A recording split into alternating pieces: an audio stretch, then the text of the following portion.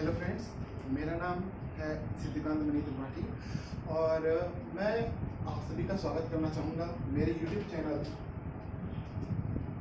SAT classes में। मैं आप लोगों को बायो पढ़ाऊँगा और मैं अपना जो पहला चैप्टर है ह्यूमन फिजियोलॉजी का चैप्टर नंबर 16 NCERT के हिसाब से देखें तो डाइजेशन एंड एब्जॉर्प्शन, तो मैं आप लोगों को अपने इस चैप्टर के बारे में बताना चाहूँगा। तो चलिए अपना नया चैप्टर स्टार्ट करते हैं।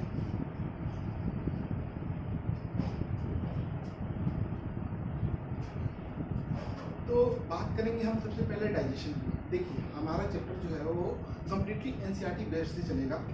हम NCERT के एक टॉपिक्स, एक लाइंस वो कवर करेंगे और सबसे पहले हम बात करेंगे डाइजेशन की, जैसा कि NCERT में दिया हुआ है, ठीक है।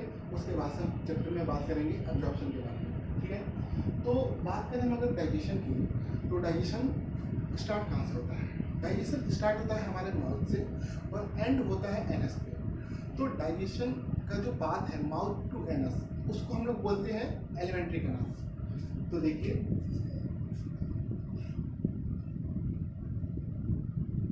माउथ टू एनस, इसको हम क्या बोलते हैं? Alimentary canal. इसे हम बोलेंगे एलिमेंट्री कैनाल, ठीक है। अब हम बात करेंगे एलिमेंट्री कैनाल की, तो इसमें काफ़ी सारे पार्ट्स आते हैं हमारे बॉडी के। माउथ, उसके बाद से आएगा फेरिंग्स, उसके बाद से आएगा अपना इसोफेगस, उसके बाद से आएगा स्टमक, फिर स्मॉल इंटेस्टाइन, लार्ज इंटेस्टाइन और उसके बाद से फिर एनस, और एनस के बाद से हमारा एक्सक्रीटरी प्रोडक्ट बॉडी के बाहर निकल जाता है, ठीक है। तो एक बार हम अपना फ्लो चार्ट बना लें कि हमारा जो चैप्टर है वो कैसे चलेगा। देखिए, तो सबसे पहले आएगा माउथ,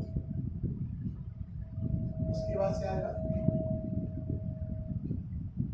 फेरिंग्स, उसके बाद से आता है इसोफेगस,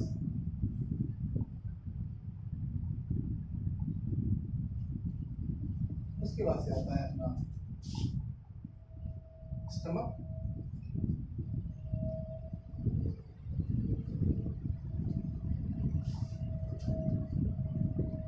फिर स्मॉल इंटेस्टाइन, फिर लार्ज इंटेस्टाइन और एट लास्ट आएगा एनस, ठीक है। ये थोड़ा एनस अच्छे से लिख दो।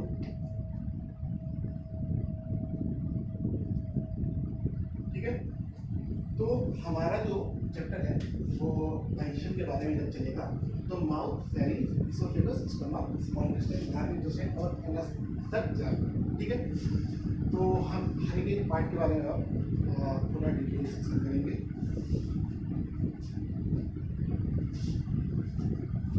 तो अगर हम बात करें माउथ के बारे में, फिर हम बात करें माउथ के बारे में, तो माउथ में क्या क्या इंक्लूड होता है? माउथ में इंक्लूड होता है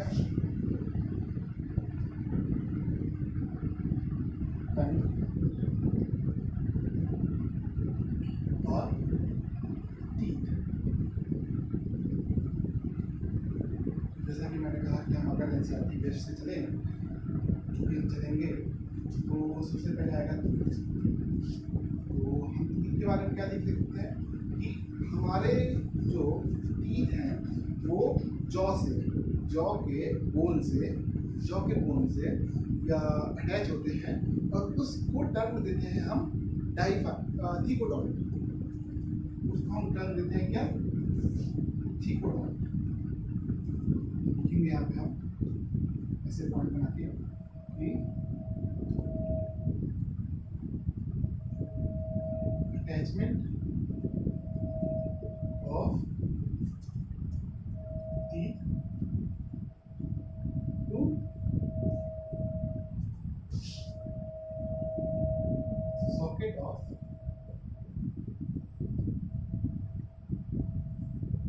जॉ बोन, उससे हम बोलेंगे क्या, थीकोडोन।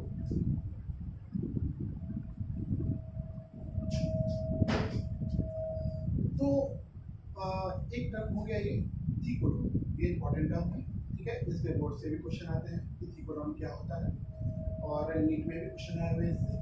तो एक और टर्म होता है क्या, डाइफाइडोन। डाइफाइडोन क्या होता है, तो देखिए डाइफाइडोन क्या होता है कि बेसिकली मैमल्स में, इन जनरल मैमल्स में देखा गया है कि तीत जो है वो दो बार आते हैं। पहली तीत जो होती है वो परमानेंट तीत होती नहीं है, पहली तीत होती है हमारी मिल्क तीत, जिसको कि हम टेम्पररी तीत भी कहते हैं। और दूसरी तीत जो होती है वो होती है परमानेंट तीत, जो कि लाइफ लॉन्ग होगी। अगर वो तीत टूटती है तो दोबारा तीत नहीं आते हैं, ठीक है। तो ये जो एक बार तीत आ रही है, उसके बाद फिर वो टूट करके फिर दूसरी तीत जो आ रही है, ये जो दो बार तीत आती है हमारे लाइफ लॉन्ग में, उसको हम बोलते हैं क्या, डाइफाइडोन। उसको हम टर्म देंगे डाइफाइडोन। क्या होगा, देखिए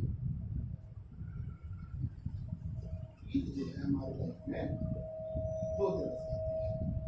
पहली तीत जो है वो होगी मिल्क तीत, जो कि हम सब जानते हैं क्या, ये टेम्पररी होती है।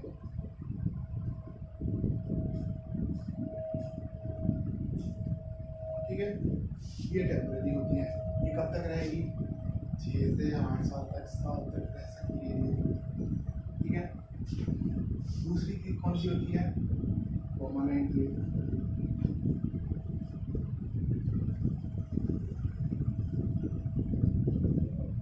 जो कि हमारे लाइफ लॉन्ग रहेगी।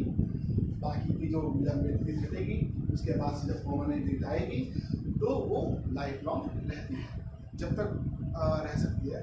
मतलब एज होने के बाद से वो भी टीथ टूट जाते हैं, क्योंकि जो जॉ के बोन्स हैं, जो सॉकेट्स हैं, जो गम हैं, वो सब लूज पड़ने लगते हैं। लाइक जैसे जैसे हम हमारी एज होती है, जब हम ओल्ड एज में पहुँचते हैं, तो वो टीथ भी, उनका भी अटैचमेंट जो है वो छूटने लगता है, इसीलिए वो परमानेंट टीथ भी हट जाते हैं। उसके बाद से परमानेंट टीथ गई अगर एक बार, वो दोबारा नहीं आएगी।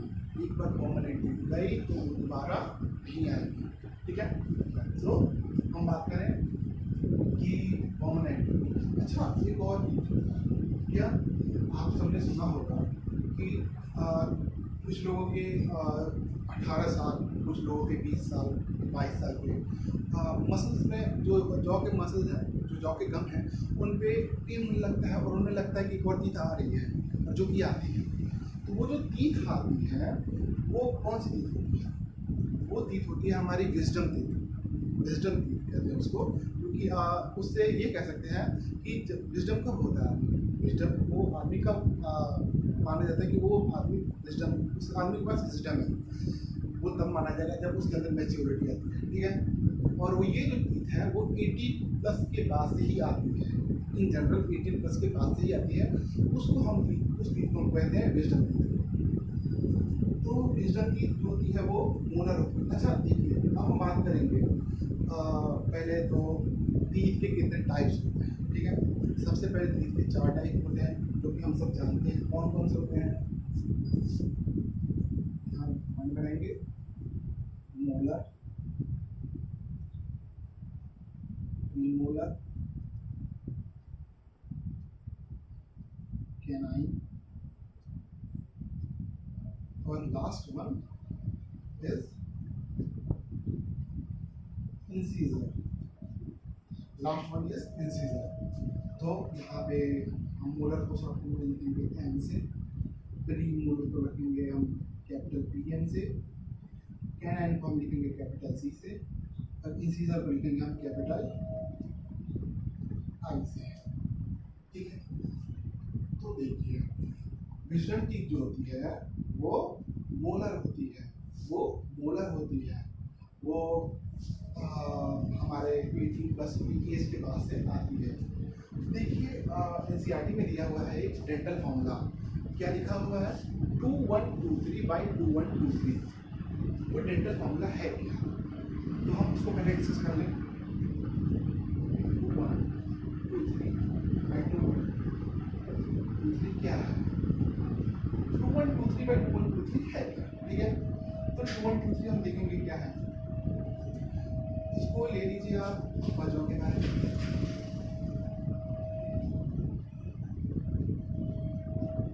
इसको लेंगे हम लोअर जॉ के लिए, ठीक है। 2123 बाई 2123 ये अपर जॉ वाला और ये जो है वो लोअर जॉ, ठीक है। अब देखिए ये 3 क्या है, ये 3 ये 3 ये 2 ये 2 ये 1 ये 1 और ये 2 और ये 2 सबके सब सेम है, सबके सब सेम टाइप के, ठीक है। ये 3 और ये 3 दोनों के दोनों मिलर है, ये 2 और ये ऊपर दोनों के दोनों रिमोलर है। सेम वे में ये 1 और ऊपर वाला, ठीक है, ये 1 और ऊपर वाला 1 दोनों के दोनों क्या है, लाइन है, ठीक है। और सेम वे में ये ऊपर वाला प्लस इसके ऊपर जो है वो दोनों क्या है, इंसीजर, ठीक है। तो अब हम बात करें कि इंसीजर, कैनाइन, प्रीमोलर, मोलर। अच्छा, इनका अगर हम सम करें ऊपर वाले 2 और 2 3 तो 2 + 1 + 2 + 3 ये कितना आता है, ये आएगा 8, ठीक है। अब देखिए 2 1 2 3 क्या है, अपर जॉ जैसे कि मैंने लिखा, अंडरस्टैंडिंग के लिए अपर जॉ हम इसको बोल दे रहे हैं, ठीक है। तो 2 1 2 3 कैसे होता है, ये आप अपने हाथों से अपने दांतों को छोड़ करके फील कर सकते हैं ये 2 1 2 3 है क्या। देखिए यहाँ से, ठीक है, यहाँ से ये लेफ्ट साइड के जितने भी हैं अपर जॉ के वो के सब जो है वो इस अरेंजमेंट 2 1 2 3, ठीक है। सेम वे में ये लोअर जॉ में देखिए, यहाँ से इस साइड के जो जितने भी राइट साइड के हैं लोअर जॉ में उन सब के सब 2 1 2 3 करेंगे, ठीक है। तो देखिए इधर का 2 1 2 3 अपर जॉ का और अपर जॉ के राइट साइड का भी 2 1 2 3, तो ये 8 और ये 8, एक साइड का 8 तो होता ही है, दूसरे साइड का भी अगर अपर जॉ में ले लेंगे तो वो 8 हो जाएगा, टोटल कितना 16। सेम वे में नीचे का भी कितना आएगा 16, ठीक है। तो 16 + 16 कितने होते हैं 32। तो हमारे अंदर डेटा क्या होता है, यहाँ पे पॉइंट बना लेते हैं, यहाँ पे और पॉइंट बना लेते हैं। एडल्सिन क्या होता है, एडल्सिन क्या होता है 32 टीथ होते हैं, या फिर क्या कह सकते हैं हम 16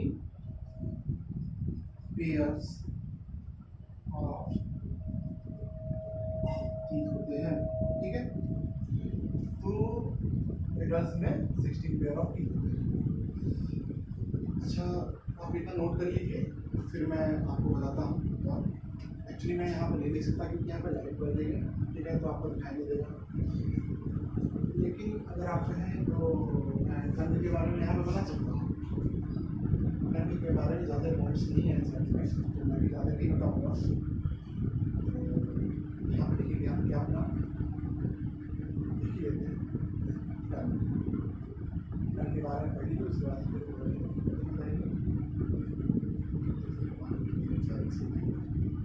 देखिए दंड क्या होता है। दंड जो है वो ओरल कैविटी के बेसल सरफेस से एक पतली लाइन से अटैच होता है, एक पतली मसल से अटैच होता है, जिसको हम फ्रेनुलम बोलते हैं। अब आप उस फ्रेनुलम को आप फील कर सकते हैं कैसे, आप अपने टंग को बकल कैविटी अपर सरफेस से टच कराइए, फील हुआ। ये जो पतली सी लाइन आ रही है उसको हम फ्रेनुलम कहते हैं। मैं एक डायग्राम छोटा सा बना के दिखाना चाहूँगा। डायग्राम को बनाने की जगह है, एक्चुअली मैं एक काम करता हूँ, यहाँ पे डायग्राम ताकि आपको थोड़ा सा समझ में आ जाए।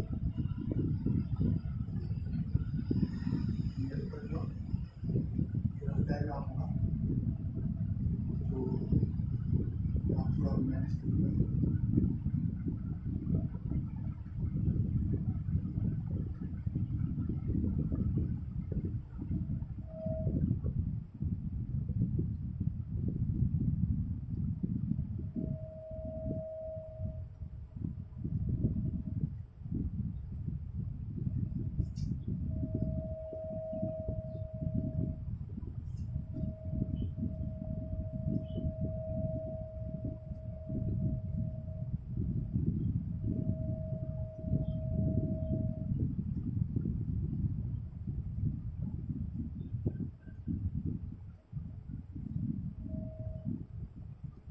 ठीक है, ये हो गया हमारा गम।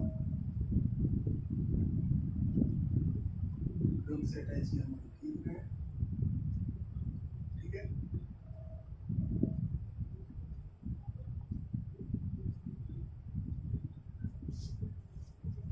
ये है हमारा अपर लिप, ये हमारा क्या है, upper lip.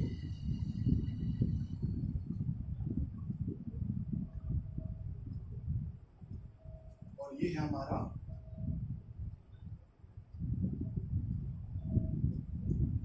Lower lip, upper lip, lower lip, ठीक है।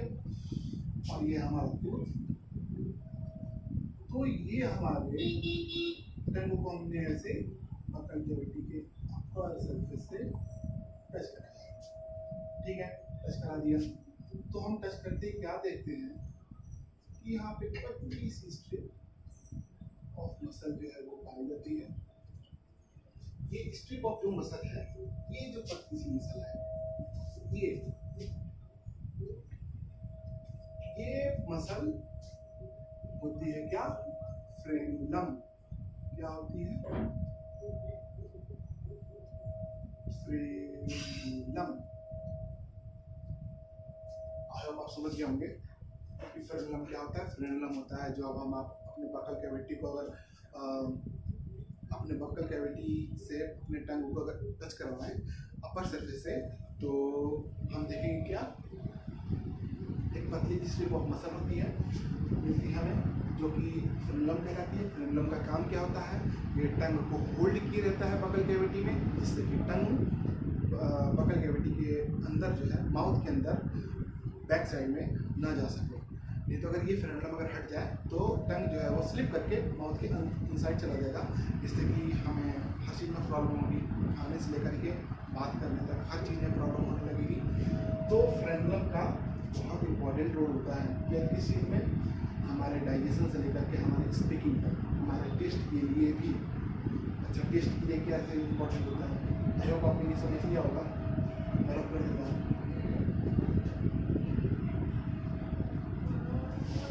ताकि थोड़ा सा स्पेस बन जाए हमारे बोर्ड पे।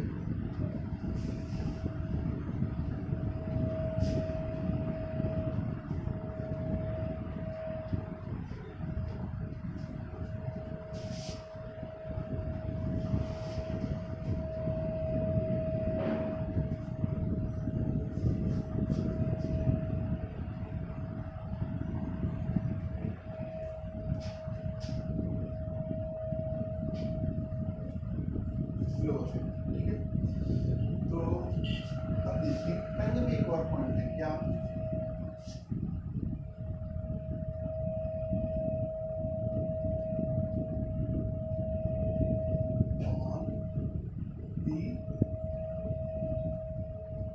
upper surface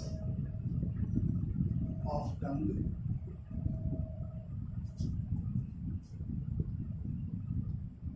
small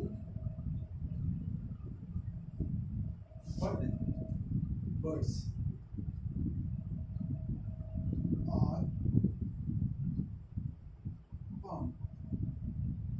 क्या हुआ इसका मतलब, टंग के अपर सरफेस पे आप अगर आप कभी टंग को बाहर निकाल करके और शीशे में देखें, शीशे में, तो आप देखेंगे कि आप छोटी छोटी बर्ड लाइक प्रोजेक्शन पाई जा रही है। उस बर्ड लाइक प्रोजेक्शन को हम कहते हैं, क्या बोलते हैं, उस बर्ड लाइक प्रोजेक्शन को बोलते हैं क्या, पैपिले। उस बर्ड लाइक प्रोजेक्शन को क्या कहते हैं, पैपिले। अच्छा, एक और बात देखिए, all papillae are not taste bud but all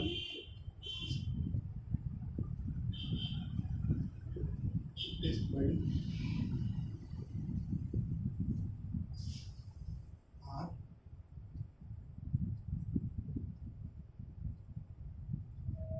papillae।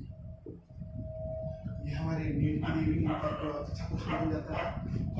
All papillae are not taste but all taste bud are papillae. देखिए ये जो पेपिले होता है ये मॉडिफाई होकर के इनमें से कुछ जो है वो टेस्ट बर्ड बना लेते हैं। पेपिले मॉडिफाई होकर के क्या बनाता है, इसको हम अगर ऐसे लिखें कि पेपिले मॉडिफाई होकर क्या बनाएगा, टेस्ट बर्ड बनाएगा। पेपिले मॉडिफाई होकर के टेस्ट बर्ड बनाएगा, ठीक है। और ये टेस्ट बर्ड जो है वो हमारे किसी भी चीज़ का स्वाद लेने के लिए, किसी भी चीज़ का टेस्ट लेने के लिए हमारे काम आता है। देखिए लेकिन ये जो पेपिले हैं वो टेस्ट बर्ड बनाते हैं, तो इसीलिए सारे टेस्ट बर्ड जो है वो पेपिले हैं। लेकिन क्या सारे टेस्ट बर्ड जो है वो अगर पेपिले हैं, क्या सारे पेपिले टेस्ट बर्ड होते हैं? नहीं, क्योंकि पेपिले में से कुछ ही मॉडिफाई होकर के टेस्ट बर्ड बना रहे हैं। सारे के सारे नहीं मॉडिफाई हो जा रहे हैं टेस्ट बर्ड बनाने के लिए, कुछ ही मॉडिफाई हो रहे हैं टेस्ट बर्ड बनाने के लिए, ठीक है। तो इसीलिए ये स्टेटमेंट जो है वो एक अच्छा क्वेश्चन बन सकता है हमारे लिए पॉइंट ऑफ व्यू से। तो अब हम बात करेंगे फेरिंग्स का। फेरिंग्स जो है वो आप बोल सकते हैं कि common passage of food and air both के लिए, फूड और एयर के लिए कॉमन पैसेज का काम करता है। कैसे करता है ये देखते हैं हम। एक डायग्राम मैं बना देता हूँ ताकि आप समझ सकें। ये हमारा टॉपिक है फेरिंग्स, ठीक है। फेरिंग्स कैसे काम करता है देखते हैं। अब एनसीईआरटी के चैप्टर नंबर 16, 11th एनसीईआरटी के चैप्टर नंबर 16 इस सेकेंड पेज पे देखेंगे तो एक ऐसा कुछ डायग्राम बना हुआ है, ठीक है। ऐसा कुछ डायग्राम बना हुआ है,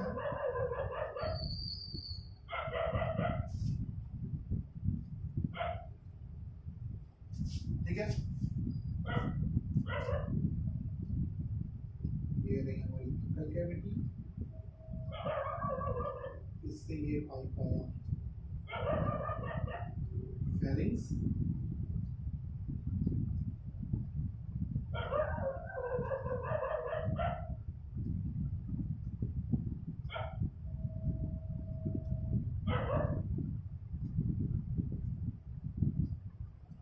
देखिए ये हमारा क्या है, मैं रिव्यू कर देता हूँ।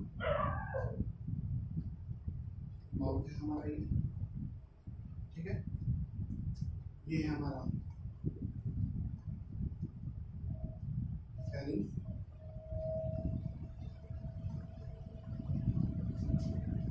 ये है हमारा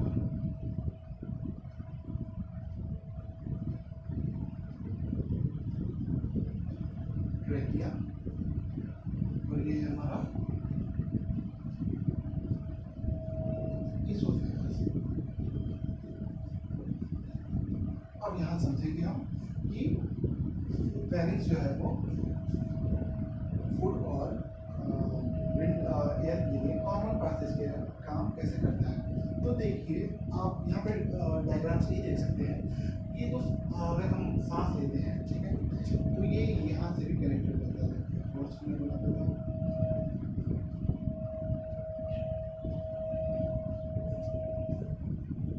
आप कभी कभी आप सबके साथ ऐसा हुआ होगा, नहीं हुआ होगा तो आगे भी हो सकता है हो जाए, कि अगर आप कभी कभी खाते समय अगर आपको खांसी आती है, ठीक है, तो आप अगर चावल खा रहे हो तो या फिर कुछ और भी खा रहे हो, तो वो जो दाना होता है चावल का या जो भी चीज़ आप खा रहे हैं, तो उसका दाना नाक में आपके आ जाता है, नाक से बाहर निकल जाता है।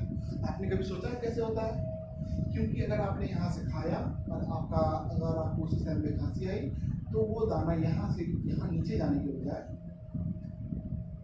ऊपर की तरफ चला जाता है। क्योंकि आप अगर खांसते हैं तो आप अपने नाक से प्रेशर से हवा निकालते हैं अंदर से, तो वो चावल का दाना नीचे जाने के बजाय ऊपर की तरफ नाक में चला आता है और वो दाना हमारे नाक से बाहर निकलता है, ठीक है। तो अब देखिए अगर हम एयर लेते हैं, अगर यहाँ से हम एयर लेते हैं, नाक से अपने हम एयर लेते हैं, तो वो जो एयर है, जबकि जनरली आप सबको नाक से ही सांस लेनी चाहिए, तो वो जो एयर है वो आएगा सबसे पहले कहाँ पे, फेरिंग्स में, ठीक है। फेरिंग्स से आएगा वो ट्रैकिया कहाँ होता है? हमारे एंटीरियर साइड, हमारे एंटीरियर साइड होता है, यानी कि हमारे चेस्ट की साइड क्या होता है? ट्रैकिया होता है। और चेस्ट के पोस्टीरियर साइड, ट्रैकिया के पोस्टीरियर साइड क्या होता है? हमारा इसोफेगस होता है, ठीक है। तो फेरिंग्स की जो है, अगर हम फूड से माउथ से अगर फूड लेते हैं हम, और नाक से अगर हम सांस लेते हैं, हवा लेते हैं, तो दोनों फेरिंग्स की होते हुए आते हैं, और एयर जो है वो ट्रैकिया में चला जाएगा और इसोफेगस में फूड चला आएगा। अच्छा, ऐसा भी तो हो सकता है, ठीक है। यहाँ से तो है बच गए हम, यहाँ से तो जो है वो इन केस मान लीजिए कि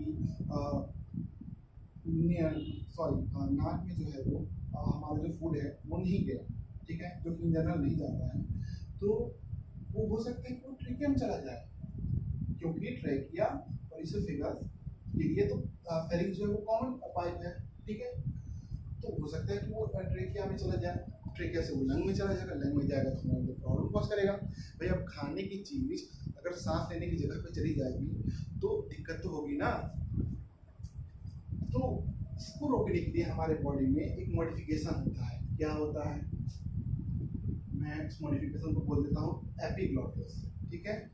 एपिग्लॉटिस कहाँ होता है? आई होप आपने ये सब लिख लिया होगा, मैं इसको रख देता हूँ। एपिग्लॉटिस, हम बात करेंगे अब एपिग्लॉटिस के बारे में।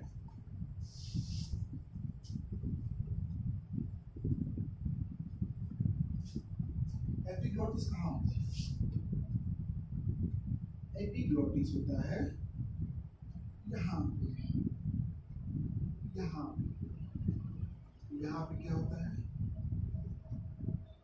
यहाँ पे होता है, क्या होता है?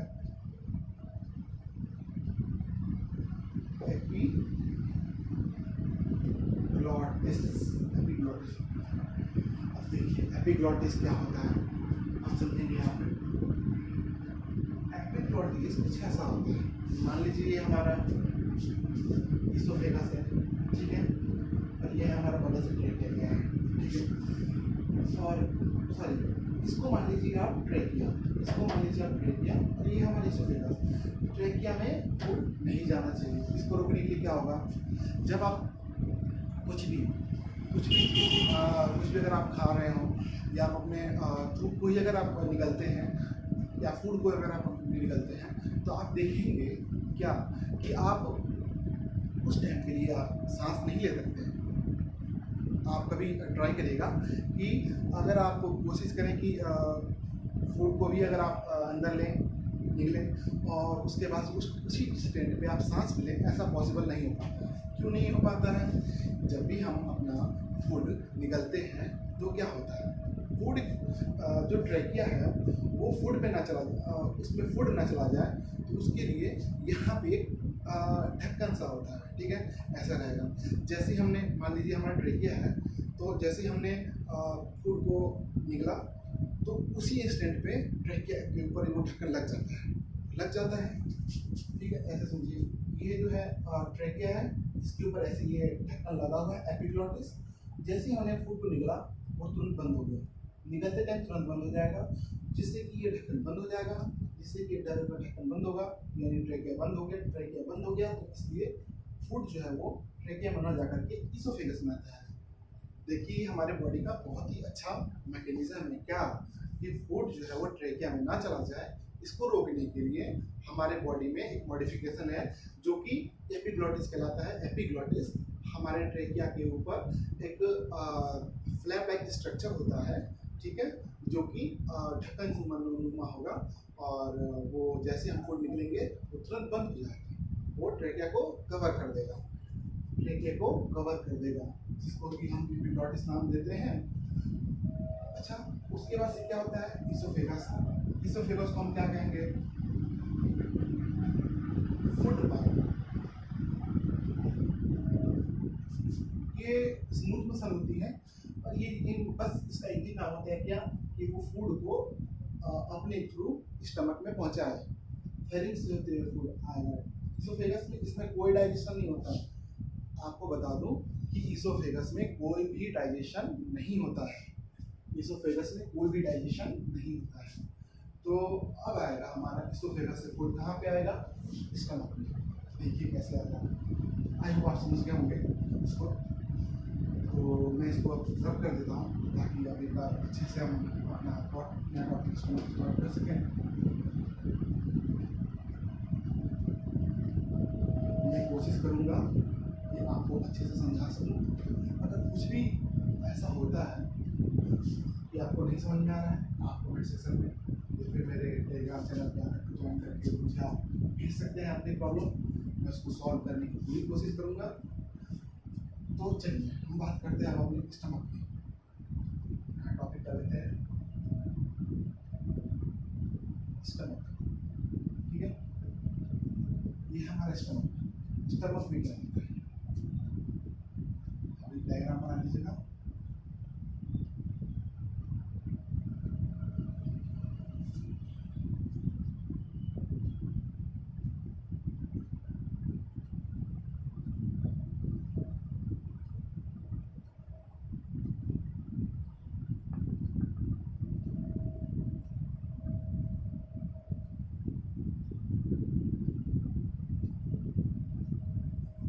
हमारा स्टमक, अच्छा ये हमारा क्या है, ये है हमारा फूड पाइप, जो कि हम इसे फेमस को भी कहते हैं फूड पाइप। ये हमारा फूड पाइप, ठीक है। अच्छा जब फूड पाइप से होते हुए स्टमक में आता है तो उसको एक स्पिंटर के थ्रू जाना पड़ता है। अब देखिए यहाँ पे इस टर्म है स्पिंटर। स्पिंटर क्या होता है, अब आप ऐसे समझिए, यह है इसोफेगस, यह है इसोफेगस, यह है ऊपर से आया फूड फेरिंग से होते हुए यहाँ पे आया। अब इसको यहाँ पे जाना है, इसके नीचे मान लीजिए स्टमक है, अगर ऐसे सी शेप स्ट्रक्चर क्या है, सॉरी जे शेप स्ट्रक्चर क्या है, स्टमक। तो ये जो जे शेप स्ट्रक्चर अगर मान लीजिए स्टमक है, तो यहाँ से अगर स्टमक स्टार्ट होता है तो यहाँ पे कहाँ पे, आप यहाँ देखिए, यहाँ आई होप आपको विजुअलाइज हो रहा होगा कि यहाँ पे एक रबर जैसा स्ट्रक्चर होता है। कैसा, जैसे कि अगर आप इस पाइप को, अगर ये पाइप है फूड पाइप, तो आप इसको रबर से अगर आप कवर कर दें, टाइट से बांध दें, तो फूड जो है वो नीचे आने के लिए उसको स्पिंटर से जाना पड़ेगा। वो स्पिंटर जो है वो इसोफेगस को नीचे से बंद किया होता है। तो फूड जो है वो पेरिस्टालसिस मूवमेंट देखिए, मैं आपको बता दूं पेरिस्टालसिस मूवमेंट क्या होता है। पहले पेरिस्टालसिस मूवमेंट क्या होता है,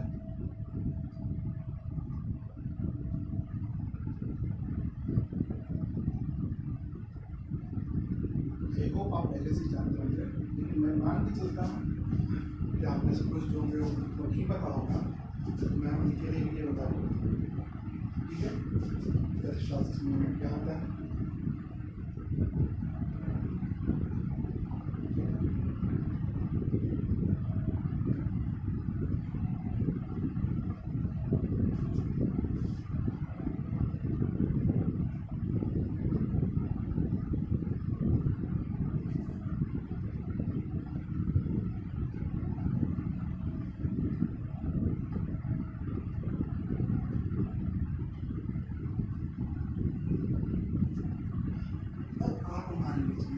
क्या है हमारा इसोफेगस, क्या है हमारा इसोफेगस। ये जो पाइप है हमारी, ये है इसोफेगस फूड पाइप, ठीक है।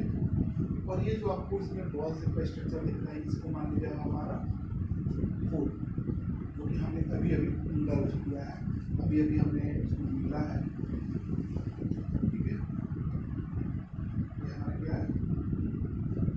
अगर आप ध्यान से देखें तो फूड है वो यहाँ पे ज़्यादा हाइट पे है, यहाँ पे कम हाइट पे है, ऊपर से नीचे आया हुआ है। कैसे आता है फूड, जैसे जैसे फूड जो है वो इसोफेगस में नीचे की तरफ जाता है, तो ऊपर वाले पोर्शन का बॉडी जो है इसोफेगस को दबाती है, वो कंप्रेस करता है, वो कंप्रेस करता है तो नीचे वाले पोर्शन की तरफ फूड सरक जाता है, फिर ऊपर से कंप्रेस करेगा फिर सरक जाएगा। जैसे देखिए यहाँ से कंप्रेस किया फूड नीचे सरका और यहाँ पे आ गया, यहाँ से कंप्रेस करेंगे तो फूड नीचे सरकेगा, ऐसे नीचे और जाएगा, इसके ऐसे करते हुए सिमिलर पाथ फॉलो करते हुए वो स्टमक में जाएगा। ठीक है, तो ये जो मूवमेंट है फूड का ऊपर से नीचे की तरफ बाय द कंप्रेशन ऑफ क्या इसोफेगस, उसको हम बोलते हैं पेरिस्टालसिस मूवमेंट। क्या बोलते हैं? देखिए यहाँ पे पेरिस्टालसिस मूवमेंट। ठीक है, कौन सा मूवमेंट? Peristalsis movement. अच्छा, अब हम बात करेंगे अपने स्टमक की, टॉपिक पे आते हैं स्टमक पे। तो मैं इसको रब कर दे रहा हूँ, ये ज़रूरी नहीं है, बस आप ये जानिए कि पेरिस्टालसिस मूवमेंट होता है, बस और कुछ भी जरूरी नहीं है इसकी। तो मैं इसको रब कर देता हूँ।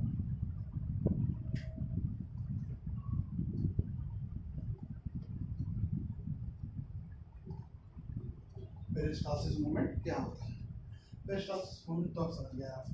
अब देखिए ये क्या होता है, मैंने आपको बताया क्या होता है, स्पिंक्टर, जिसका नाम क्या है? Gastro इसोफैरिंजियल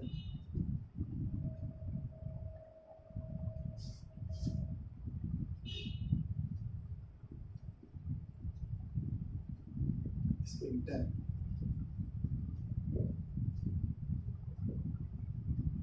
gastro oesophageal sphincter. ठीक है, गैस्ट्रो मतलब होता है स्टमक से रिलेटेड, इसोफेगस से आ रहा है फूड गैस्ट्रो में, तो गैस्ट्रो इसोफेरिंजियल स्पिंक्टर। इसोफेगस से फूड आ रहा है स्टमक में, गैस्ट्रो में, जिसको कि हम टेक्निकल टर्म में स्टमक को हम मेडिकल टर्म में कहेंगे तो हम उसको गैस्ट्रो वर्ड यूज करते हैं, जैसे कि gastrologist, specialist of stomach, gastrologist. तो यहाँ पर जो स्पिंक्टर पाया जाएगा वो होता है गैस्ट्रोइसोफेरिंजियल स्पिंक्टर। अब आपको मैंने बताया कि एक स्पिंक्टर जो है वो रबर शेप का स्ट्रक्चर होगा, जब इसोफेगस से पेरिस्टालसिस मूवमेंट करते हैं वो नीचे आएगा स्पिंक्टर के पास, तो फिर इसोफेगस थोड़ा और तेजी से कंप्रेस करता है और ये जो रबर है, ये जो स्पिंक्टर है वो खुल जाता है और फूड जो है वो नीचे से ड्रॉप हो जाता है, किसमें? स्टमक में। ठीक है, अच्छा स्टमक के पार्ट्स के बारे में हम बात करेंगे, स्टमक के कौन कौन से पार्ट्स होते हैं। ठीक है, स्टमक के बेसिकली 4 पार्ट्स होते हैं, स्टमक के बेसिकली 4 पार्ट्स होते हैं। कौन कौन से? Cardiac, fundus, body, pylori. Cardias, fundus, body, pylori. Cardiac क्या होता है? ये जो एरिया वो कार्डियक होगा, ये जो एरिया होगा फंडस होगा, ये जो एरिया वो बॉडी होगी, ये पाइलोरी। क्या है? ये है कार्डियक।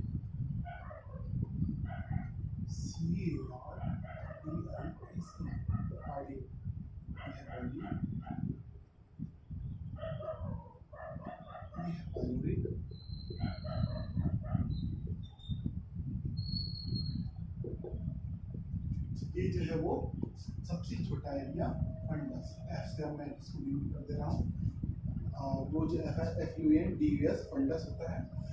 अच्छा एक बात आप जानिए क्या कि फंडस में फूड नहीं जाता है, कभी भी फंडस में फूड नहीं जाता है। क्यों नहीं जाता है हम हायर क्लासेस में पढ़ेंगे, लेकिन फंडस में फूड नहीं जाता है।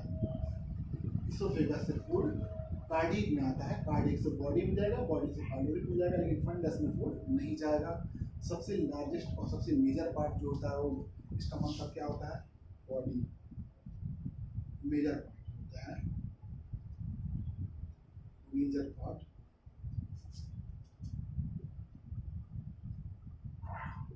Of stomach.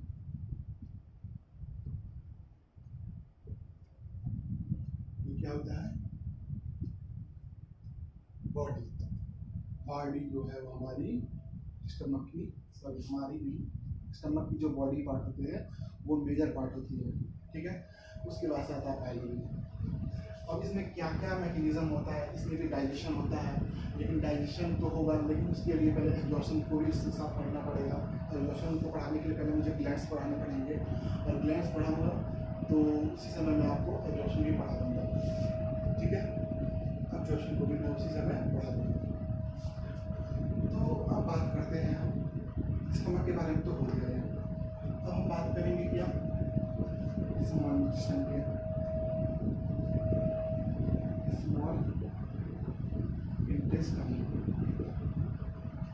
अच्छा, जैसे मैंने यहाँ स्फिंक्टर बताया कि गैस्ट्रोइसोफेरिंजियल स्फिंक्टर होता है इसोफेगस से स्टमक में फूड जाने के लिए, यहाँ पे बीच में जो होता है वो गैस्ट्रोइसोफेरिंजियल स्फिंक्टर होता है। वैसे ही यहाँ पे भी पाइलोरी से स्मॉल इंटेस्टाइन में आने के लिए फूड जो होता है वो पाइलोरिक स्फिंक्टर से होकर के ही आता है। ये हो गया हमारा पाइलोरिक स्फिंक्टर। क्या हो गया, इसको मैं थोड़ा सा अच्छे से डिवाइड कर दूँ। पाइलोरिक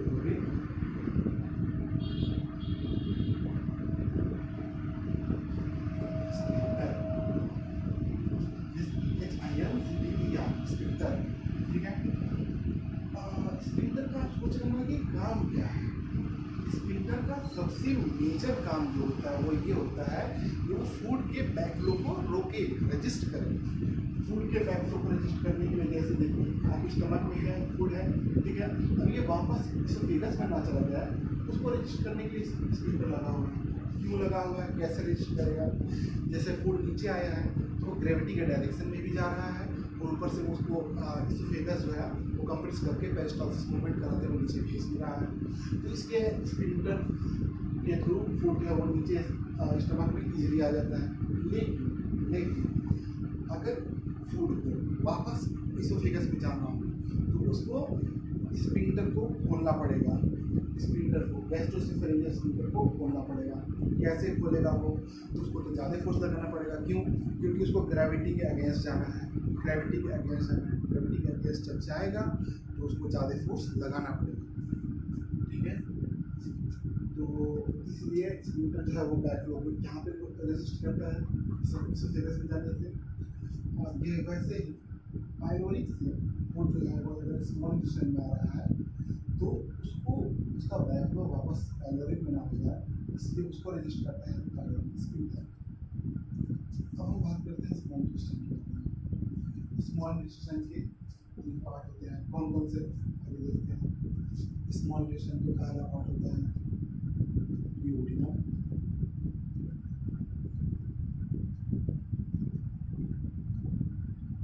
दूसरा पार्ट होता है क्या,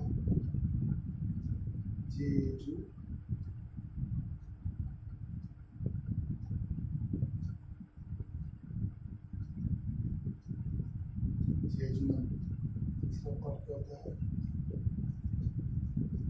इलियम, ड्यूodenum, जेजुनम, इलियम। ड्यूodenum में आप ये टर्म अगर आप नीट की तैयारी करें तो याद रखें कि ड्यूodenum में मैक्सिमम डाइजेशन होता है। एलिमेंट्री इकोनॉमी में सबसे ज़्यादा डाइजेशन ड्यूodenum में होता है, उसके बाद से मैक्सिमम एब्जॉर्प्शन पूरे एलिमेंट्री इकोनॉमी में सबसे ज़्यादा होता है जेजुनम में। तो मैं यहाँ पे मेंशन कर देता हूँ, यहाँ पे होता है मैक्सिमम डाइजेशन, मैक्सिमम डाइजेशन, और जेजुनम में होता है मैक्सिमम एब्जॉर्प्शन।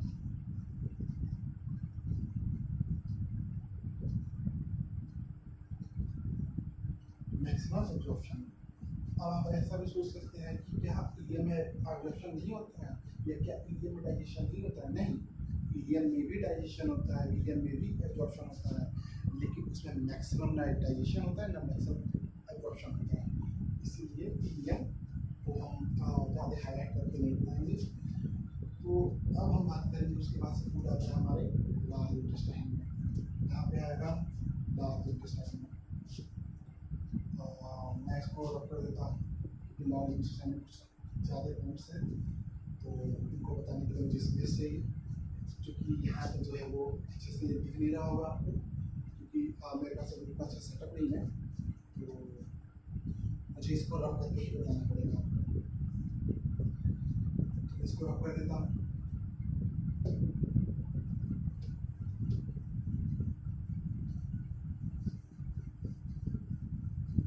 आप ऐसे ही पॉइंट्स बना करके अगर आप याद करना चाहेंगे तो आपको इजीली याद हो जाएगा। आपको कुछ भी अलग से पढ़ने की जरूरत नहीं पड़ेगी। लार्ज इंटेस्टाइन,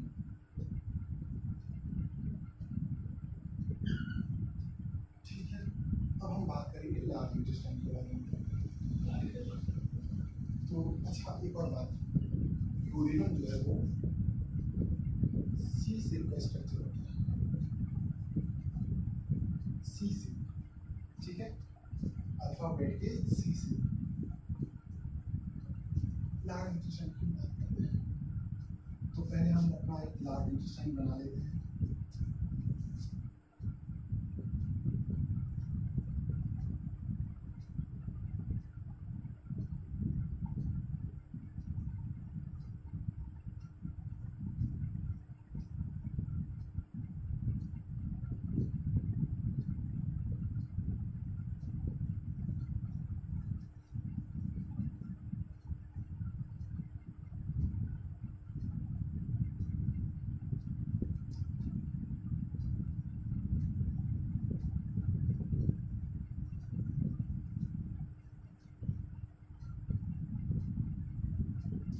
आप ऐसे ही डायग्राम बना करके याद रखेंगे तो आपको इजी होगा याद रखने में। तो डायग्राम बना करके ही हम याद करेंगे। ये देखिए, ईलियम यहाँ तक आता है, लार्ज इंटेस्टाइन की ईलियम यहाँ तक आता है। ईलियम से फूड पास होता है यहाँ पे स्मॉल इंटेस्टाइन में, सॉरी लार्ज इंटेस्टाइन में। स्मॉल इंटेस्टाइन से फूड आता है लार्ज इंटेस्टाइन में। स्मॉल इंटेस्टाइन के कौन से पार्ट से आता है? ईलियम से आता है। अब लार्ज इंटेस्टाइन के होते हैं 3 पार्ट, कौन कौन से? मैं इसको भी रब कर देता हूँ, आई होप आपने लिख लिया होगा, ज़्यादा पार्ट्स तो हैं नहीं।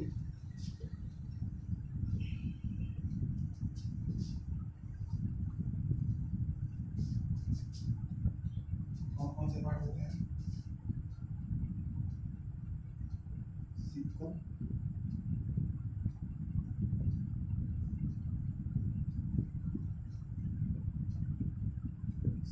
Double C, double C, caecum, colon,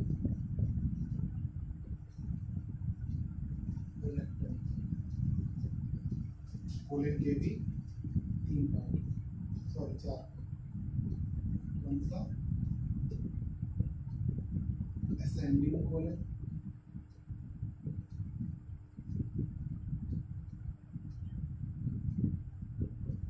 descending colon,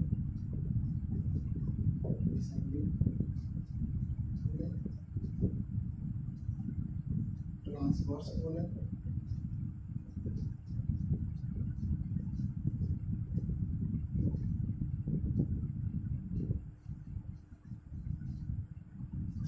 और होता है सिग्मोइड कोलन। तो हम अंडरस्टैंडिंग के लिए पहले इनको नंबर दे देते हैं।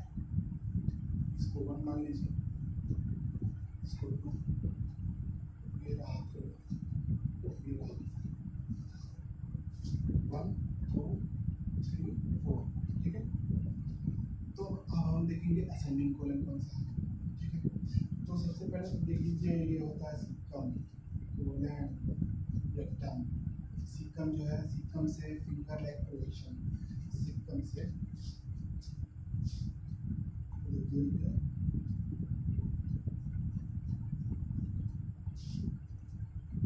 फ्रॉम से करते हैं, यहाँ पे ज़्यादा अच्छी से रहेंगे। From caecum a finger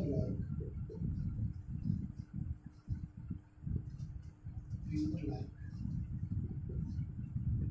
projection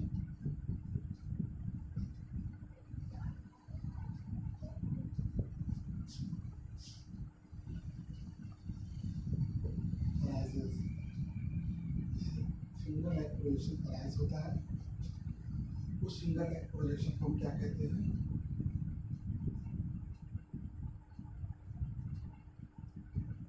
vermiform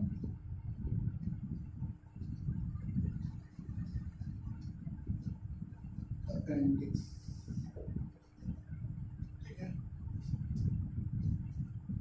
ये होता है, ये जो फिंगर लेग प्रोजेक्शन अराइज हो रहा है इसको कहते हैं वर्मीफॉर्म अपेंडिक्स। वर्मीफॉर्म अपेंडिक्स को वी डॉट एस दिखा देते हैं। ठीक है, वी डॉट आई क्या है? Vermiform appendix. वर्मीफॉर्म अपेंडिक्स कहाँ से अराइज हो रहा है? कोलन से। कौन सा पार्ट होता है? सॉरी, सिक्कम से। सिक्कम से अराइज हो रहा है। सिक्कम से vermiform appendix finger leg projection है जो कि अराइज होता है। ये जो है वर्मीफॉर्म अपेंडिक्स, आपको ये एडिशनल पॉइंट बताते रहा हूँ, उसे के साथ एनसीईआरटी में लग रहा दिया हुआ है कि वर्मीफॉर्म अपेंडिक्स जो है वो सिम्बायोटिक बैक्टीरिया के लिए जगह होती है बॉडी में, जो कि हमारे बॉडी को भी हेल्पफुल, हमारे बॉडी के लिए भी हेल्पफुल होते हैं और उनके लिए भी हमारी बॉडी में यहाँ पे फूड होता है, जो कि हमारे बॉडी से मतलब वो जब फूड सिस्टम से के थ्रू पास होता है तो कुछ फूड जो है वो बैक्टीरिया के पास भी चला जाता है वर्मीफॉर्म अपेंडिक्स में। अच्छा, ये जो होता है ये पोर्शन, ये होता है एसेटिक कोलन, इसको हम लेंगे नंबर 1। ये जो होता है वो होता है ट्रांसवर्स, ये इसको हम लेंगे कौन सा नाम? नंबर 2। ये है descending colon,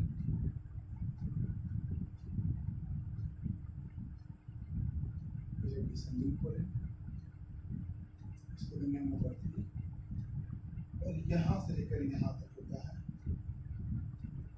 sigmoid colon, number 4।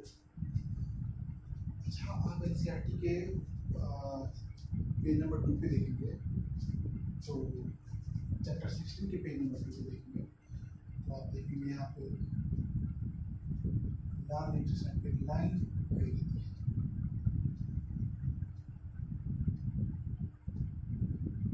Confuse हो सकते हैं।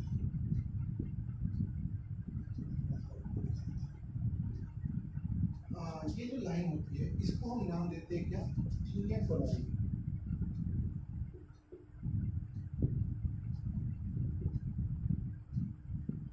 कोलाइन ये एडिशनल पॉइंट है, ऐसा एनसीईआरटी में दिया नहीं हुआ है। अगर आप नीट पॉइंट ऑफ व्यू से पढ़ रहे हैं तो थोड़ा सा आपको एडिशनल जाना पड़ेगा, थोड़ा सा, ज़्यादा नहीं, थोड़ा सा। तो और ये जो है ये एक कर्व बनता है न्यूट्रिशन पे, इस हर एक कर्व को हम बोल सकते हैं हाउस एरिया। क्या बोल सकते हैं?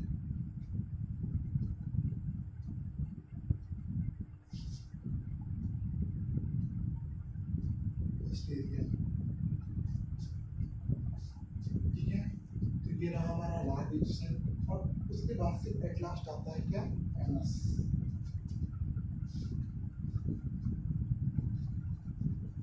आप सब जानते हैं एनएस के थ्रू बाहर जो है हमारा एक्सक्रीटेड प्रोडक्ट बाहर निकल जाता है। तो ये क्या करता है? बस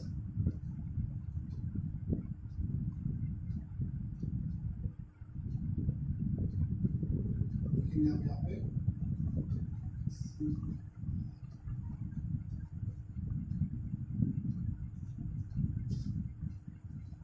excretory product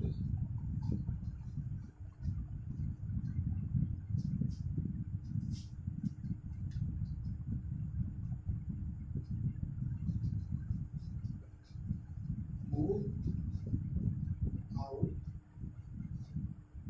of our body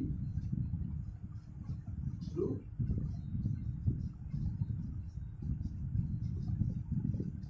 anus, through anus। बस एनएस जो है वो एक्सक्रीटेड प्रोडक्ट को हमारे बॉडी से बाहर निकालता है उसका जो है। तो यहाँ हमने अपना फूड का जो है वो पार्ट पढ़ लिया कि माउस से कैसे फुली स्टार्ट होता है और कैसे वो मूव करते हुए एनएस के थ्रू बाहर निकल जाता है। अब हम बात करेंगे क्या एलिमेंट्री कैनाल के बारे में। एलिमेंट्री कैनाल आप तब तक इसको लिखिए, आप इसको लिखिए, उसके बाद से फिर मैं इसको रख करके एलिमेंट्री कैनाल के बारे में बताता हूँ।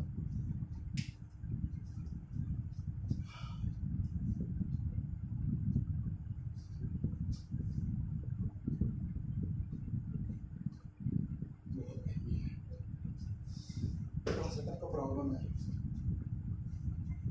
लेकिन हो जाएगा, कुछ ना कुछ तो करेंगे। आप लोगों को बताना मुझे है।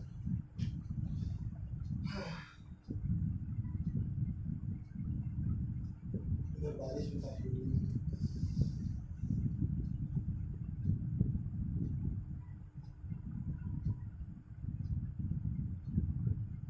वन टू थ्री फोर, अच्छा 1 2 3 4 जो है वो मैंने आपको लग रहा होगा कितना आगे पीछे लिखा है। ये जो 2 है वो यहाँ पे आना चाहिए था, और ये जो 3 है वो यहाँ पे आना चाहिए था। एक्चुअली मुझे लिखने में थोड़ा सा गड़बड़ी हो गई, आप इसको समझ लीजिएगा, इसलिए मैंने नंबरिंग कर दी है, तो इसलिए कोई प्रॉब्लम नहीं आएगी। ठीक है, मैं थोड़ा साइड हो जाता हूँ ताकि आप इजीली देख सकें।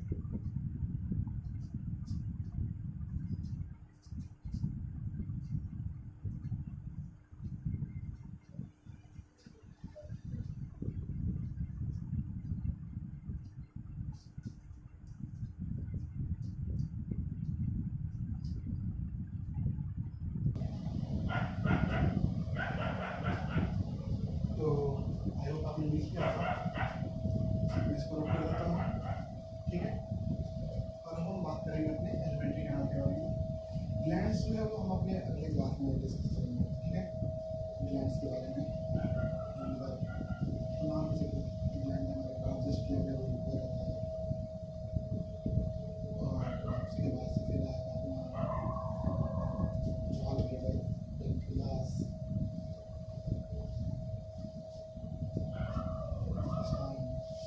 तमाम ग्लैंड हैं, अभी आपको बताएंगे। फिलहाल हम आपका ये डाइजेशन वाला जो पोर्शन है कंप्लीट करना है। डाइजेशन कैसे होता है, कहाँ होता है, उसके बारे में हम अपने डिस्कस करेंगे। तो अब हम अपने एलिमेंट्री कैनाल के बारे में डिस्कस करेंगे।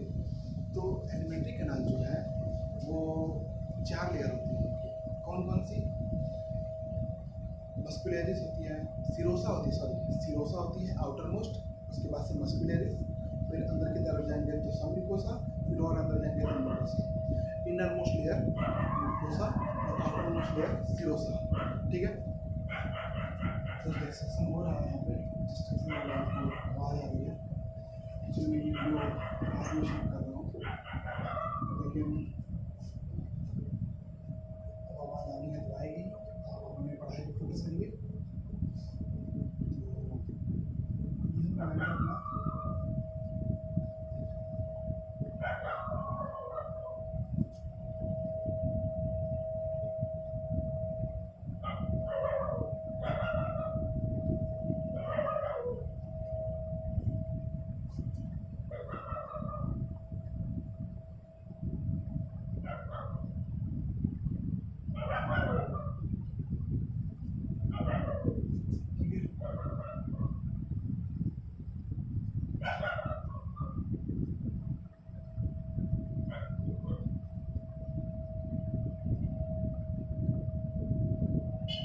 डायग्राम आपके एनसीईआरटी में भी दिया हुआ है, चैप्टर 16 के 11th क्लास के चैप्टर 16 के कौन से पेज पे? 4th पेज पे, ऊपर साइड लेफ्ट साइड दिया हुआ है डायग्राम में। सबसे पहले हम देखेंगे कि एलिमेंट्री कैनाल के कौन कौन से लेयर्स होते हैं। तो आउटर मोस्ट लेयर, जैसा कि मैंने आपको बताया, आउटर मोस्ट लेयर जो होती है सिरोसा, मैं आपको इसको पढ़ा देता हूँ, आपको देखना थोड़ी प्रॉब्लम हो सकती है। सिरोसा, अच्छा मैंने ऑस्ट्रेलिया का स्पेलिंग, ऑस्ट्रेलिया का स्पेलिंग थोड़ा गलत लिखा था, मुझे लग रहा है, तो मैंने रख कर दिया, क्या करें, ऑस्ट्रिया HAUS, हाउस्ट्रा, हाउस्टेरिया नहीं होता है, हाउस्ट्रा, HAUSTRA, ठीक है। अब इसको लिख लीजिएगा, कट कर लीजिएगा स्टेप को उसका, तो आप इसको लिख लीजिएगा हाउस्ट्रा, ठीक है। अब हम बात करेंगे अपने स्मार्ट सिस्टम में, सॉरी इन्वेंटरी कैनाल का आउटर मोस्ट पार्ट सिरोसा। अब डायग्राम देखेंगे आप एनसीईआरटी में,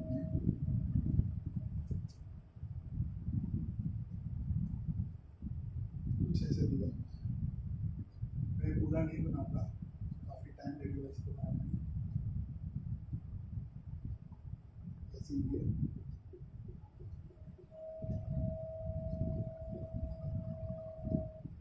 आप इसको पूरा बना सकते हैं, ऐसे बनाते जाइए। समय अगर व्यतीत करना हो तो, मतलब टाइम पास करना हो तो, नहीं तो बस अंडरस्टैंडिंग के लिए समझिए, जितना हो उतना ही डायग्राम बनाए, जितना कम से कम हो सके, ताकि आपका टाइम भी बचे।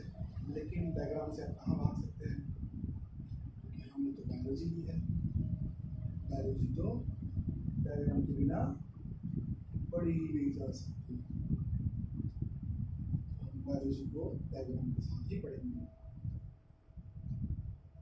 लेकिन टाइम हम पूरा डायग्राम बनाने के बजाय थोड़े से डायग्राम को बना करके समझने की कोशिश करेंगे और अपना टाइम बचाएंगे, क्योंकि सभी जानते हैं टाइम अगर एक बार चला गया तो वो दोबारा नहीं आने वाला, टाइम को आप बचाएंगे।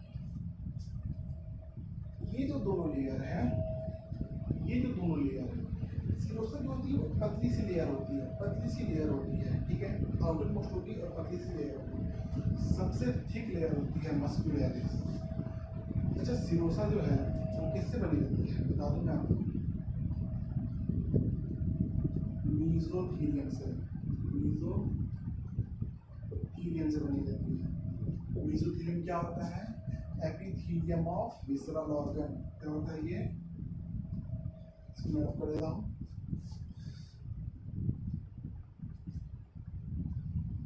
Epithelium of visceral organ,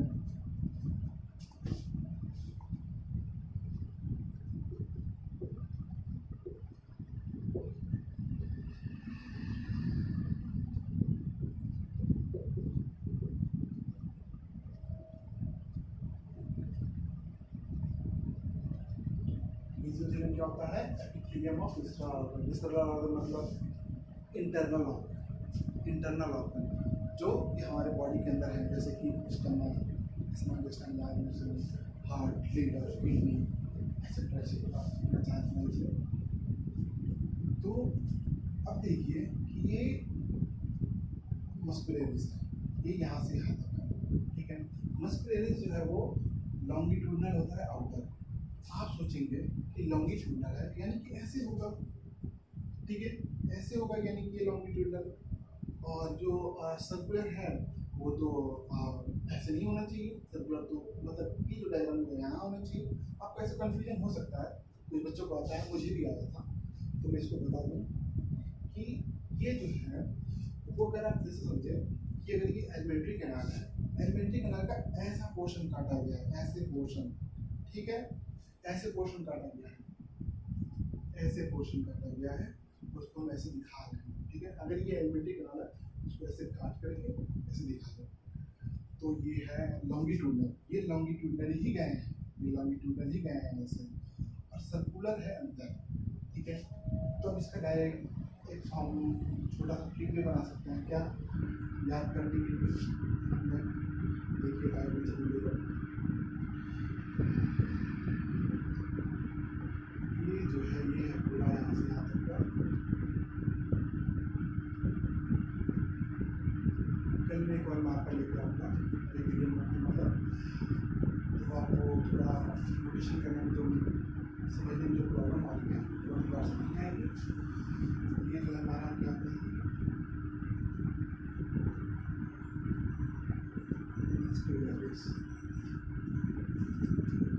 muscularis, ठीक है।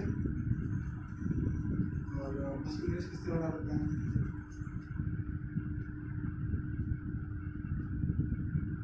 स्मूथ मसल से। आपको दिखेगा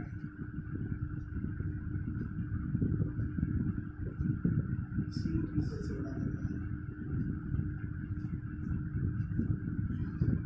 तो लॉन्गिट्यूडनल आउटर होगा, सॉरी सर, हाँ, लॉन्गिट्यूडनल जो है वो इनर होगा, लॉन्गिट्यूडनल इनर है, ऐसे कटा गया, और सर्कुलर जो है वो आउटर है। और जो बना गया वो लॉन्गिट्यूडनल आउटर है, एस मतलब longitudinal outer, circular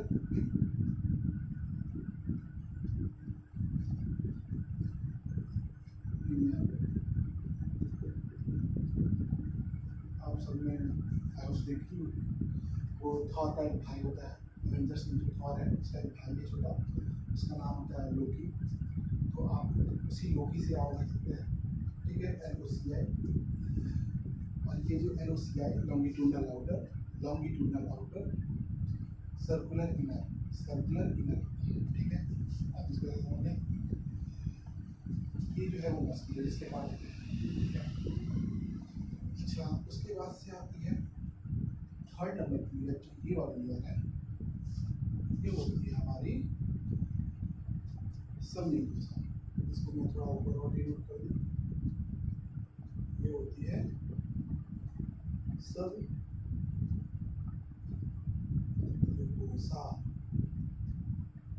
submucosa mucosa के पहले आती है। अच्छा, ये जो सबम्यूकोसा है वो मॉडिफाई होकर के इसके अंदर जो है वो नर्व्स होते हैं, लिम्फ होता है, वेंट्रिकल्स होते हैं, लिम्फ होते हैं, नर्व्स होते हैं, ब्लड वेसल्स होते हैं इस सबम्यूकोसा में। तो आप चाहते हैं लीजिए इसमें क्या क्या होगा?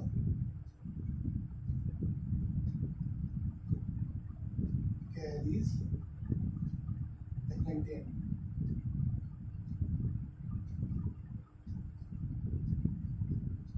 क्या vessels, blood vessels,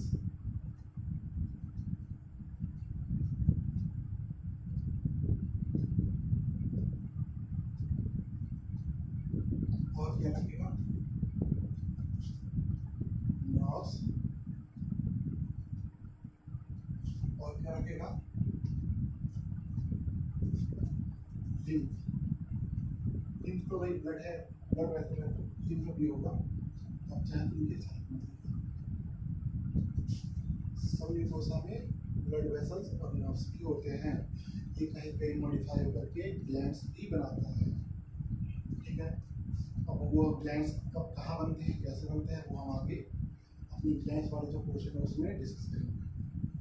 inner most layer जो है वो है इनर मोस्ट लेयर, ये वाली लेयर, ये जो अंदर की लेयर में, ये जो बाहर से अंदर से आकर देखेंगे तो सबसे पहली लेयर होती है ये वाली, ठीक है। इसको मैं यहाँ से दिखा दूँ,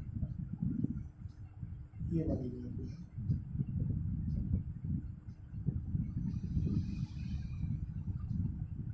इनर मोस्ट लेयर। थोड़ा सा कॉम्प्लिकेशन हो रहा है इसको बनाने में। हाँ, इनर मोस्ट लेयर जो है वो है क्या है? म्यूकोसा। क्या है? म्यूकोसा। म्यूकोसा क्या होता है, किससे बना रहता है? लूज कनेक्टिव टिश्यू से, लूज कनेक्टिव टिश्यू से बना रहता है, लूज कनेक्टिव टिश्यू से बना रहता है क्या? म्यूकोसा। अच्छा, अब हम देखेंगे क्या कि म्यूकोसा जो है वो विलायक फॉर्म करता है। क्या फॉर्म करता है? मैं इसको डायग्राम बना लीजिए। मैं इसको वीडियो डायग्राम मिला करके फिर अच्छे से बताऊँगा। तब तक अभी ये डायग्राम बनाइए, ठीक है। 20 सेकेंड्स का टाइम होगा, तो आप बनाइए डायग्राम, जल्दी से बनाइए।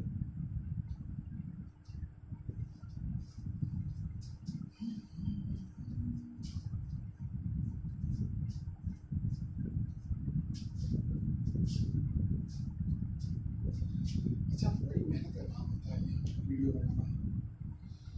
मुझे लगता था कि बहुत आसानी से बन जाता है वीडियो, एक एक डायग्राम देखने पड़ेंगे उसके बाद आपको पता होना चाहिए बनाने के लिए, आपको पहले खुद अंडरस्टैंड होना चाहिए, लोगों के तब आप समझेंगे ना। वही मेहनत का काम है ये वीडियो बनाना। फिर खड़े खड़े डायग्राम अगर छिप जाता है, देखने लगता है, क्या करें, बनाना पड़ रहा है। चलिए बनाइए, लिख देता हूँ साइड में।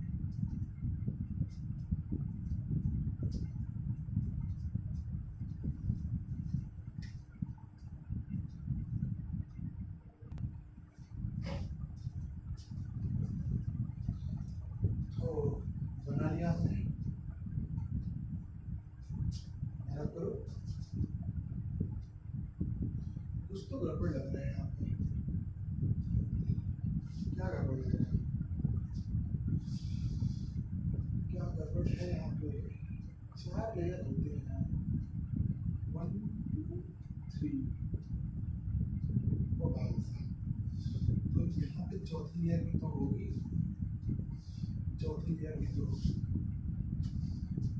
इसीलिए यहाँ पे लेबलिंग करना ही दिक्कत आ रहा है। चौथी लेयर भी तो होगी, चौथी लेयर कैसी होगी, कुछ ऐसी।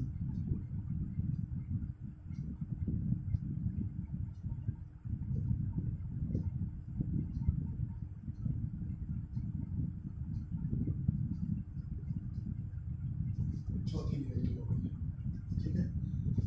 ग्लूकोसा इसको कहेंगे। क्षमा करिएगा आपको जो मेरी वजह से तकलीफ का सामना करना पड़ा, तो आप थोड़ा सा और लेयर बना लीजिए और इस ग्लूकोसा लेयर को थोड़ा सा आगे सरका करके यहाँ पे दिखा दीजिए, ठीक है। अब हम बात करते हैं क्या, यहाँ पे होता है ल्यूमेन। ल्यूमेन मतलब होता है खाली जगह, एम्प्टी स्पेस,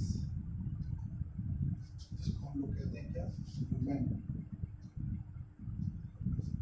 ठीक है। ये ग्लूकोसा वाला थोड़ा सा गड़बड़ होता है इससे। तो अब हम बात करेंगे मॉडिफिकेशंस के बारे में। तो चलिए भाई, अब हम अपने वीडियो के थोड़े एंड की तरफ पहुँच रहे हैं, और मैं रब कर देता हूँ।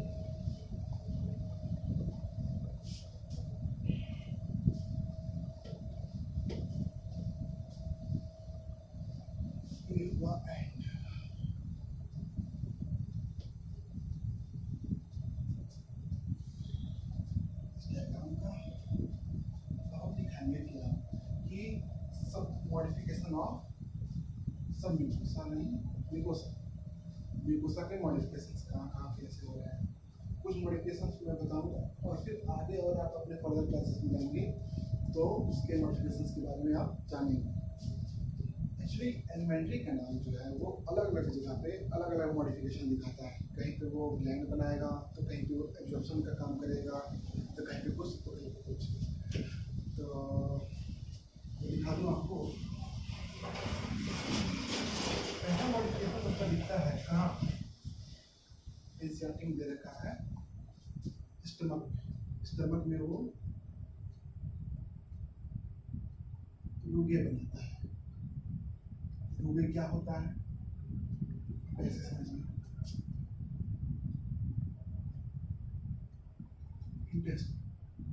इससे पहले जो स्टमक है इसमें सब म्यूकोसा कुछ ऐसी प्रोजेक्शंस बनाती है,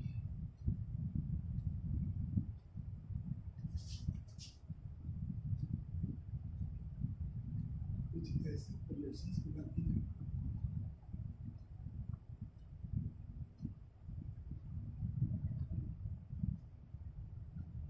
ठीक है।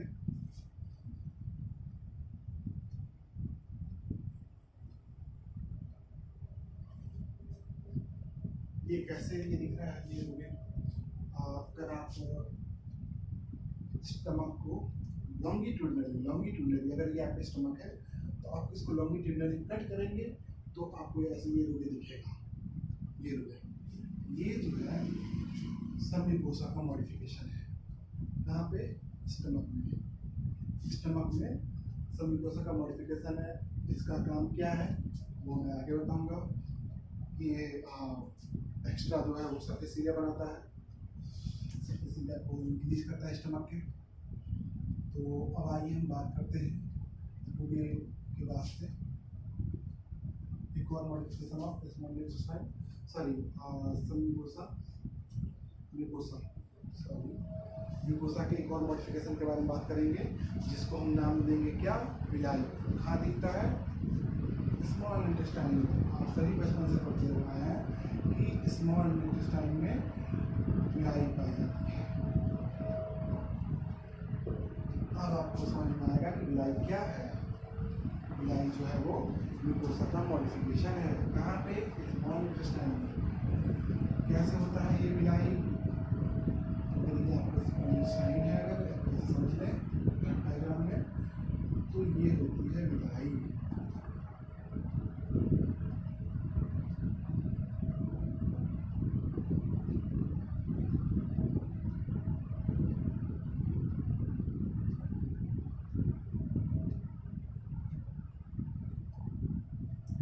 इस विलाई का काम होता है सरफेस एरिया ऑफ स्टमक को, सॉरी इंटेस्टाइन को बढ़ाना, जिससे कि ज़्यादा से ज़्यादा डाइजेशन, ज़्यादा से ज़्यादा एब्जॉर्प्शन हो सके। ठीक है। विलाई के ऊपर आप देखेंगे, अगर ये विलाई है, ठीक है, हम दो लेंगे क्योंकि हमें वर्ड टर्म बताना है आपको। विलाई के ऊपर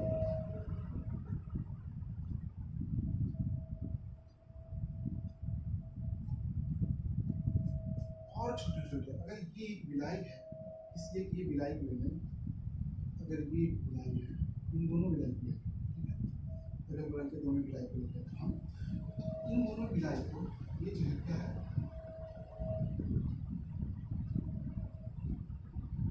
ये विलाई गड़बड़ हो गया, थोड़ा और अच्छे से दिखा देता हूँ। ये जो फिंगर लाइक प्रोजेक्शन है, इसको कहेंगे हम विलाई। ये फिंगर लाइक प्रोजेक्शन, इसको हम बोलेंगे विलाई। ये है विलाई। अच्छा, विलाई के ऊपर और भी छोटे माइक्रो प्रोजेक्शन पाए जाते हैं, जिनको बोलते हैं माइक्रो विलाई। माइक्रो विलाई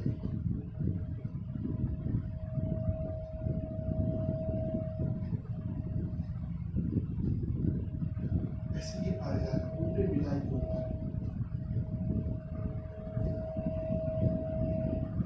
इसको हम बोलेंगे क्या? Micro villi. माइक्रो विलाई क्या बोलेंगे? Micro villi. जिस पे पाया जाता था, जिस पे भी पाया जाता। इस माइक्रो विलाई का काम ये विलाई के भी सरफेस एरिया को बढ़ा देता है। ये विलाई के भी सरफेस एरिया को बढ़ा देता है। कौन? Micro villi. देखिए बढ़ा रहा है ये सरफेस एरिया को यहाँ पे, इसको हम देंगे क्या नाम? Micro villi. ठीक है। अब देखिए, अब एक और चीज़ है क्या कि लेंटिकल्स क्या होते हैं। एक टर्म दिया हुआ है एनसीईआरटी में, लेंटिकल्स क्या होते हैं। तो लेंटिकल्स क्या होते हैं वो हम ऐसे समझेंगे। हर एक विलाई के अंदर ब्लड सप्लाई होती है, ब्लड कैपिलरीज पाई जाती है। हर एक विलाई के अंदर नेटवर्क ऑफ ब्लड कैपिलरी पाई जाएगी, जो कि पूरे विलाई को अंदर से कवर किए हुए हैं। ऐसे आप समझें।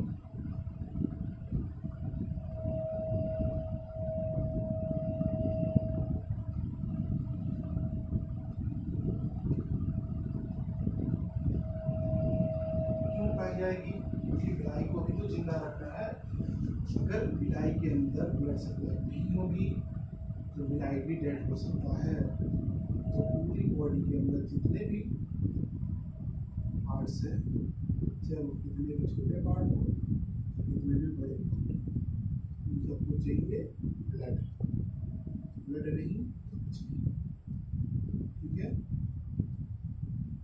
ऐसे नेटवर्क ऑफ ब्लड पाए जाते हैं, ब्लड कैपिलरी पाई जाती है, जिनको हम नाम देते हैं लेंटिकल्स। ये ऐसे आप ऐसे समझिए, ये ब्लड कैपिलरी है,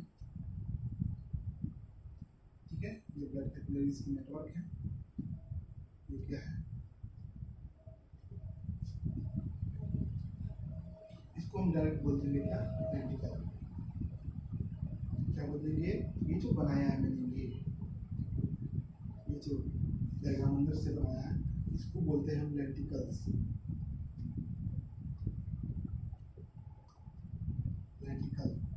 लेंटिकल क्या होता है, ब्रैकेट में लिखेंगे इसके नीचे, network of blood capillaries. Blood capillaries, इसको हम बोलेंगे लेंटिकल। अच्छा, सब म्यूकोसा जो है वो माइक्रोविलाई तो बनाता ही है, विलाई भी बनाता है, लेकिन वो विलाई के नीचे क्रिप्स बनाता है, एक गड्ढेनुमा स्ट्रक्चर बनाता है। ये जो क्रिप्स बन रहे हैं, ये जो क्रिप्स बन रहा है, ये एरिया है, ये यहाँ से लेकर के यहाँ तक, ये जो पूरा एरिया कवर कर रहा है, ये इस एरिया को हम बोलते हैं क्या, नाम देंगे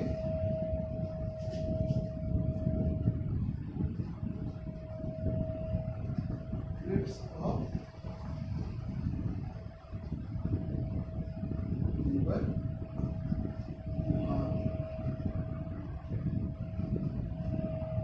क्रिप्स ऑफ लिवर, इसको हम नाम देते हैं क्या, क्रिप्स ऑफ लिवर। ये क्रिप्स बनाते हैं कौन, म्यूकोसा। म्यूकोसा एक क्रिप्स बनाती है, गड्ढेनुमा स्ट्रक्चर बनाती है at the base of villi, उसको हम बोलेंगे क्या, क्रिप्स ऑफ लिवर, ठीक है। तो मैं एक बार फिर से बता दूँ, स्मॉल इंटेस्टाइन के अंदर भी और स्टमक के अंदर भी म्यूकोसा के मॉडिफिकेशन दिखाई देते हैं। अगर वो मॉडिफिकेशन स्टमक के अंदर पाए जा रहे हैं जो कि इरेगुलर शेप के पाए जाएंगे, वो सरफेस एरिया को बढ़ाएंगे इसके स्टमक को, तो उसको हम बोलेंगे रुगे। अगर वो सब म्यूकोसा के म्यूकोसा जो है वो विलाई बनाएगा किसमें, स्मॉल इंटेस्टाइन में। मैं फिर से बता देता हूँ, एक्चुअली कन्फ्यूजन हो गया, गर्मी के अंदर जा रहा है, तो पहले मैं फिर से बता देता हूँ। रुगे क्या होता है, रुगे होता है मॉडिफिकेशन किसका, रुगे होता है मॉडिफिकेशन किसका, म्यूकोसा का। म्यूकोसा का कहाँ पे होता है, कहाँ पे होता है, स्टमक के अंदर होता है। कहाँ पे होता है, स्टमक के अंदर होता है म्यूकोसा का मॉडिफिकेशन, तो वो बनाता है रुगे। अगर वही म्यूकोसा मॉडिफिकेशन दिखाएगा किसमें, स्मॉल इंटेस्टाइन में, किसमें, स्मॉल इंटेस्टाइन में, तो वो बनाएगा फिंगर लाइक प्रोजेक्शन, जिसको बोलते हैं विलाई, जिसको हम बोलते हैं विलाई, ठीक है। विलाई के ऊपर भी और भी माइक्रो फिंगर लाइक प्रोजेक्शन पाए जाते हैं, जिनको हम बोलते हैं क्या, माइक्रोविलाई। क्या बोलते हैं, माइक्रोविलाई। माइक्रोविलाई जो है वो विलाई के भी सरफेस एरिया को और भी ज़्यादा बढ़ा देता है, जिससे कि एक्स्ट्रा एब्जॉर्प्शन, एक्स्ट्रा डाइजेशन हो सके, डाइजेशन के एक्स्ट्रा सरफेस बन सके। अच्छा, माइक्रोविलाई के बाद से आते हैं, हम बात करते हैं किसकी, क्रिप्स ऑफ लिवर को। वो क्या होता है, वो भी मॉडिफिकेशन होता है किसका, म्यूकोसा का। कहाँ पे, base of villi, base of villi के पास म्यूकोसा का मॉडिफिकेशन दिखाई देगा, जो कि क्रिप्स ऑफ लिवर कहलाता है। और ये एक और बता दूँ मैं कि लेंटिकल्स क्या होते हैं, जो जो विलायक के अंदर ब्लड सप्लाई होती है, जो ब्लड कैपिलरीज होती है, जो ब्लड कैपिलरीज का आप बोल सकते हैं नेटवर्क होता है, उनको हम बोलते हैं क्या, लेंटिकल। विलायक के अंदर जो ब्लड कैपिलरी का नेटवर्क होता है उसको हम बोलते हैं क्या, लेंटिकल्स। ठीक है।